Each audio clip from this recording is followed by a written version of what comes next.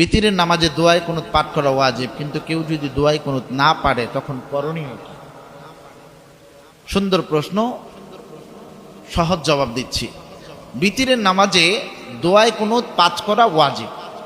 কেউ যদি দোয়ায় কুনুত না পারে, ইসলাম তাকে একটা ছাড় দিয়েছে। দোয়ায় কুনুতের স্থলে সে 3টা কাজ করতে পারবে। কয়টা? 3টা। 1 নাম্বার, সে ব্যক্তি সূরাতুল বাকারাহ 201 নং আয়াতটি সে দোয়ায় কুনুতের জায়গায় পাঠ করতে পারবে। সেটা কি? রব্বানা আতিনা ফিদ দুনিয়া হাসানাতাও ওয়া ফিল আখিরাতি হাসানাতাও ওয়া কিনা আযাবান্নার। 2 নাম্বার, এই আয়াতও যদি না পারে সে ব্যক্তি পড়বে আল্লাহুম্মা গফির লানা।